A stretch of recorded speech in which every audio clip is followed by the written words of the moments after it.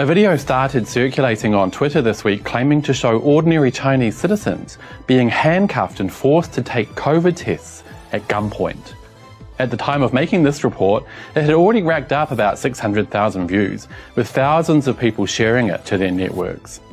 The video, in actual fact, shows a group of workers from an illicit pornography ring who had just been busted, making this a perfect example of how malicious rumours about China spread like wildfire on Western social media. Let's get reporting. Hello, 大家好，欢迎回到外媒看中国，我是安博然。Hey you guys, welcome back to Reports on China. I'm Andy.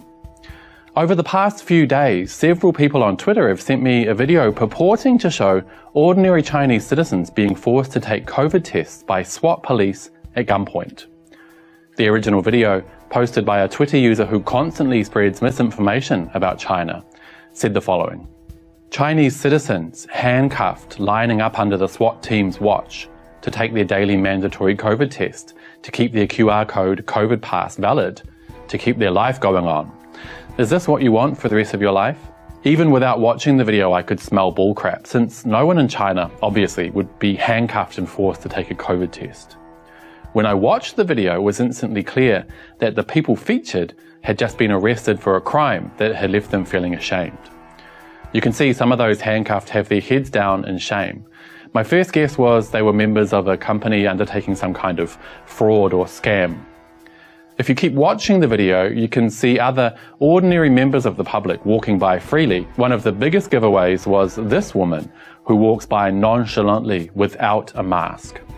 Now ask yourself, if the Chinese government were really handcuffing people and forcing them to take COVID tests, surely they'd also arrest on sight anyone who wasn't wearing a mask. Unfortunately though, I couldn't find any clues in the video as to where it was filmed so that I could investigate further.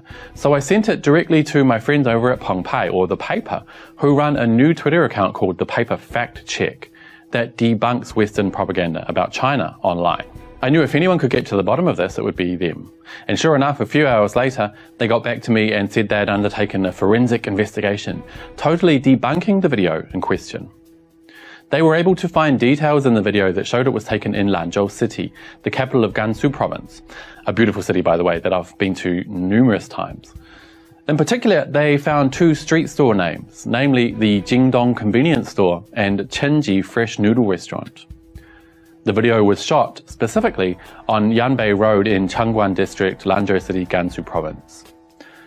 Further details suggested that the video was taken after a pornography ring was busted. So they searched that location data against similar news and found a story by Lanzhou News detailing a police raid on April 25, which led to the arrests of all personnel involved. Another news source, this time Shaoxiang Morning News, even featured a photo of the suspects which matches the video exactly. So the tweet suggesting ordinary Chinese citizens are handcuffed and forced to take COVID tests at gunpoint has been debunked. But the sad reality is that the damage has already been done. When I pointed out to the original tweeter that he was spreading misinformation, I was immediately blocked. The video will no doubt exceed 1 million views before too long, and tens of thousands will have shared it, further spreading malicious rumours about China that will be impossible to correct. The sad thing is that I'll post this video you're watching right now, debunking these lies on my Twitter page.